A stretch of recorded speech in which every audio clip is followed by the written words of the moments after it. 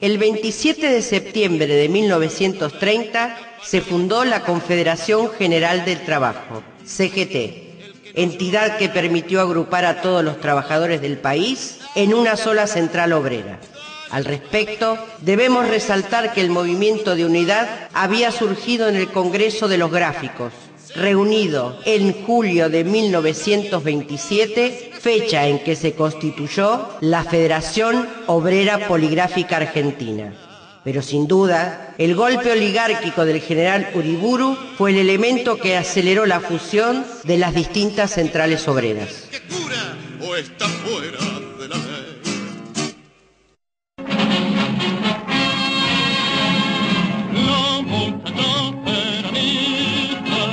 La nueva década dejó claro que el contexto mundial acompañaba los cambios que se estaban operando en la sociedad nacional de manera reactiva. La crisis de las potencias centrales, generada por su participación en la Segunda Guerra Mundial, aceleró la industrialización por sustitución de importaciones, hecho que a su vez dinamizó las migraciones internas por la abundante oferta laboral en las ciudades. Sin entender el nuevo contexto, la vieja oligarquía argentina hacía agua por todos lados. Fue allí cuando el nuevo proceso social encontró quien lo encauzara, el coronel Juan Domingo Perón.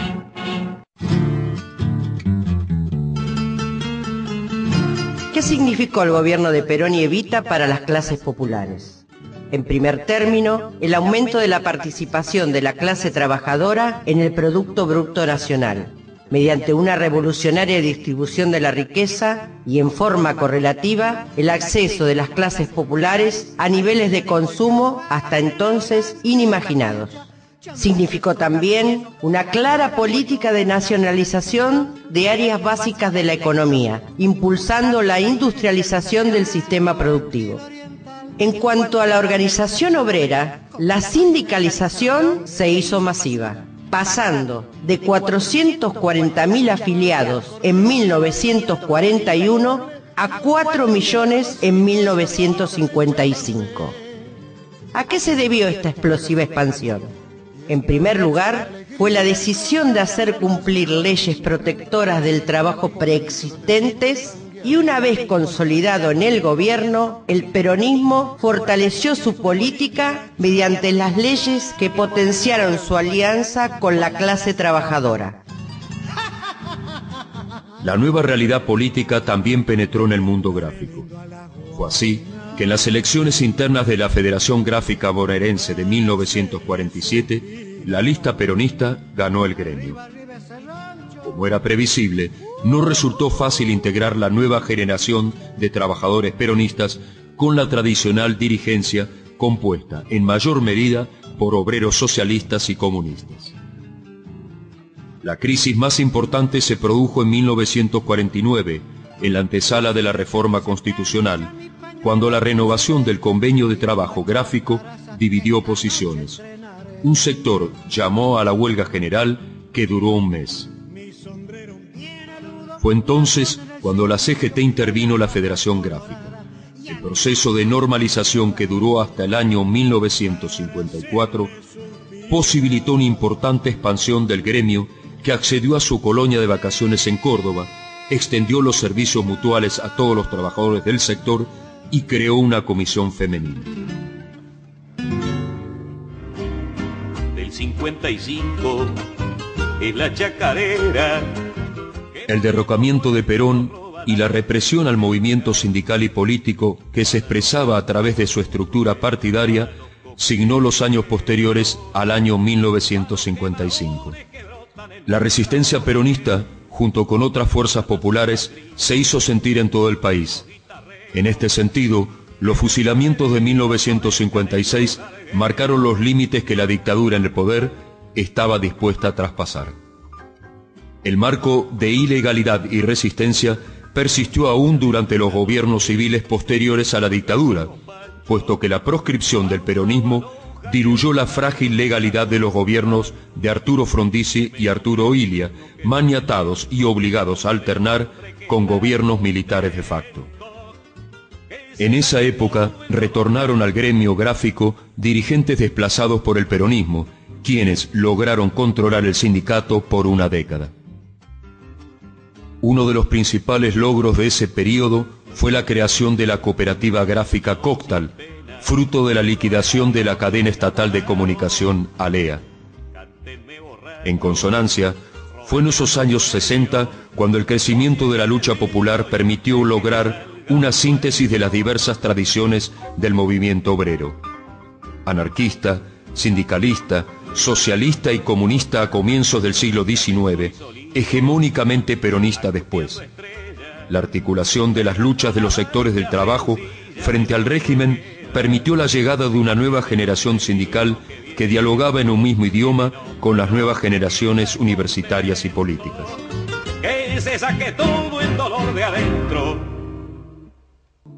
Ven, vamos ahora, que esperar no es saber. En las elecciones generales del gremio realizadas el 13 de noviembre de 1966, triunfó la lista verde de los gráficos, encabezada por Raimundo Ongaro.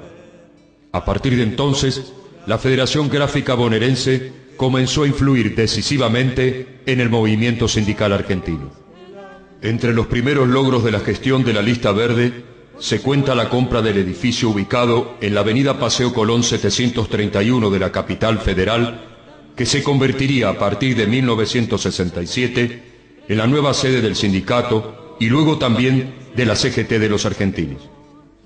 ¿De qué valdría tener sindicatos ricos en una patria que fuera pobre, en una nación extorsionada? Por eso a nosotros nos preocupa mucho más la definición de un sindicalismo que piense en dimensión de argentinidad y no en el área limitada de lo que significa un sindicato. En un país que no se realiza, es imposible que nadie se pueda realizar, ni como sector, ni como hombre. El compromiso y coherencia del nuevo sindicalismo de los 60, en el que descollaron numerosos dirigentes forjados en la resistencia, que enarbolaron los pronunciamientos surgidos de los programas de Huerta Grande y La Falda, se transformó en símbolo del combate obrero contra una dictadura acostumbrada a negociar con sectores gremiales dialoguistas y colaboracionistas.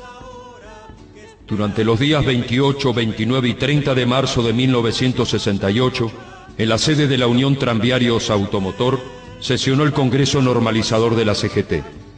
Allí, pese a las maniobras de los sectores sindicales complacientes con la dictadura de Onganía, se constituyó de manera absolutamente democrática la nueva conducción de la CGT. Aparezca que hay una CGT donde se reúnen dirigentes, eso no justifica que allí estén representadas la voluntad de la mayoría de los trabajadores argentinos. Por lo tanto, la CGT puede estar dentro de un edificio, fuera de un edificio, puede estar dentro de una cárcel o dentro de una conciencia. La nueva conducción de la Central Obrera no solo marcaba la diferencia por la trayectoria y el compromiso de lucha de sus integrantes, sino fundamentalmente porque la CGT de los argentinos planteaba una amplia convocatoria al conjunto de los sectores nacionales a movilizarse en todo el país para combatir de frente al imperialismo, a los monopolios y el hambre. Dijimos que hay una sola clase de propiedad, la que existe en función social, y dijimos que es para nosotros, y lo volvemos a decir hoy. No queremos una sociedad dividida en clases, queremos una sola clase, la de los que trabajan para que tengan el poder y los otros que se vayan a la metrópolis. También la CGT de los argentinos, en menos de 5 años, enfrentando a la dictadura de Onganía y llegando a levantar, como lo hicimos, la construcción del socialismo de signo nacional, aprobada incluso por el general Perón. ¿Qué queríamos decir nosotros con esto? Socializar la riqueza, socializar la cultura, socializar el poder. Podemos decir democratizar la riqueza, la cultura y el poder, porque democracia es poder del pueblo.